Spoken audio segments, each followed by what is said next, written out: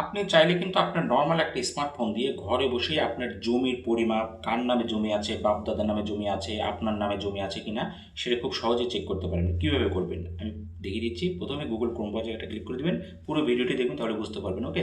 তারপর search box পাবেন। Search বক্সে আপনি লিখবেন হচ্ছে ই-পর্চা গভর্নমেন্ট.বিডি। আমি দেখিয়ে দিচ্ছি এই লগোটা যে ভূমি তত্ত্ব বাতায়ন ই-পর্চা লিখে ভূমি তত্ত্ব বাতায়ন একটা ট্যাব দিবেন। ওকে? ট্যাব দেওয়ার সাথে সাথে ইন্টারফেস এরকম আসবে। এখান থেকে আপনি খুঁজে বের করবেন ই-পর্চা এই ভূমি বাতায়নে ক্লিক করে এই যে ভূমি রেকর্ড অ্যান্ড ম্যাপ এখানে একটা ট্যাব দিবেন। ওকে? এখানে ট্যাপ দেওয়ার সাথে সাথে এই যে ভূমি রেকর্ড ম্যাপ সেবার এই লগোটি দেখে আপনি এখান থেকে পাবেন এই যে সার্ভে প্রতিবেদন। এখান থেকে দেখেন বিভাগ আছে, জেলা আছে। আপনি বিভাগটা সিলেক্ট করবেন। তো আমার রাজশাহী বিভাগ সিলেক্ট করলাম।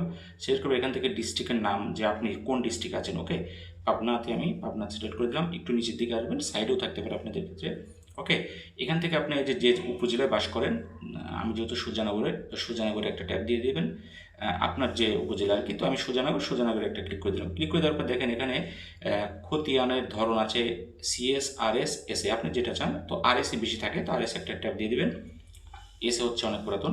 তো আরএসএ ক্লিক করে দেওয়ার পর আপনি যে মৌজায় আছেন দেখেন যে মৌজান আছে, খতিয়ানের তালিকা আছে। তো আপনি মৌজা এখানে উল্লেখ যে মৌজায় সাধারণত জমি সেই মৌজায় আপনি ঢুকবেন। যেমন আমার গ্রামের নাম, গ্রামের মৌজায় যে গোকুলপুর, এই যে আমার গ্রামের নাম গোকুলপুর একটা ট্যাব দিলাম। ট্যাব দেওয়ার সাথে সাথে এখান থেকে দেখেন গোকুলপুরে যত জমির যারা মালিক আছে আমার বাপদাদা পূর্বপুরুষরা, তাদের নাম কিন্তু শো করতেছে অলরেডি। দেখেন অনেকজনের নামই শো করতেছে। এখন আপনার যে জমির সেটা যে খতিয়ান নাম্বার আছে এখানে আপনার যে জমি আছে আপনার বাপদাদার জমি সেই খতিয়ান কিন্তু নাম্বার থাকে, এখানে খতিয়ান নাম্বারটা দিবেন। ওকে? যদি খতিয়ান নাম্বার মনে না থাকে তাহলে আপনি এই যে অধিকতর অনুসন্ধান এখানে একটা ট্যাব দিবেন, যদি খতিয়ান নাম্বার মনে না থাকে। ওকে? তো অধিকতর অনুসন্ধান ট্যাব দেওয়ার সাথে সাথে যে মালিকের নাম দিবেন, দাগ নাম্বার দিবেন। এখানে মালিকের নাম, এখানে দাগ নাম্বার দিয়ে এই যে এখানে খুঁজুন আছে, খুঁজুনে একটা ট্যাব দিবেন।